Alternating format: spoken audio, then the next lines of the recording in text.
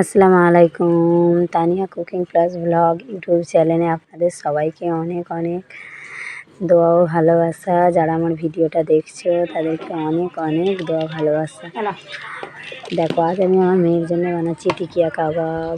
আমরা এটাকে টিকিয়াই বলি, কাবাব আমি বলবো না, কারণ আমি যে ভাষায় বলি সেটাই তোমাদের সঙ্গে বলছি, টিকিয়া। তো প্রথমে আমি মাংসটাকে ভালোভাবে মিক্সিতে পেস্ট করে নিয়েছিলাম। আদা রসুনটাকেও আলাদা আগে পেস্ট করে রেখেছিলাম। আমি কিন্তু হাতে আদা রসুনটাকে মাংসটাকে পেস্ট করিনি, আমি ওই মিক্সিতেই আদা রসুন দিয়ে দিয়েছিলাম। দিয়ে মাংসটাকে আরেকবার মিক্সিতে দিয়ে মাখিয়ে নিয়েছিলাম ভালোভাবে। এটা খুব সুন্দর মিক্সড হয়।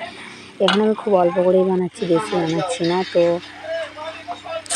এখানে আমি পেঁয়াজ কুচি, লঙ্কা কুচি, একটু অল্প পরিমাণে বেসন, নুন, একটু হলদি গুঁড়ো ব্যবহার করেছি। আর কিছু বেশি মশলা আমি ব্যবহার করবো না। যেগুলো আমার হাতের কাছে ছিল আমি সেগুলো দিয়েই বানিয়ে নিচ্ছিলাম।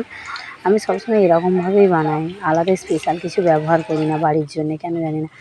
আমার মনে হয় যেটা আমার হাতের কাছে আছে সেটা দিয়েই আমি সুন্দরভাবে বানিয়ে আমার বাচ্চাদের জন্য, বাড়ির লোককে, বাড়ির সবাইকে করে খাওয়াতে আমার খুবই ভালো লাগে। তো দেখো, আমার টিকিয়া তো রেডি হয়ে গেছে। আমি এখানে অল্প তেল দিয়ে ছেঁকে নিয়েছিলাম, যেহেতু এগুলো অল্পই ছিল, খুব বেশি করিনি, অল্প করেই করছিলাম। একেবারেই অল্প করেছিলাম বাচ্চাদের আর আমাদের জন্য। অনেক, যদি আমার টিকিয়ার এই রেসিপিটা ভালো লাগে তো লাইক করে পাশে থাকবেন, শেয়ার করে দেবেন। ধন্যবাদ। আল্লাহ হাফেজ, ভালো থাকবেন।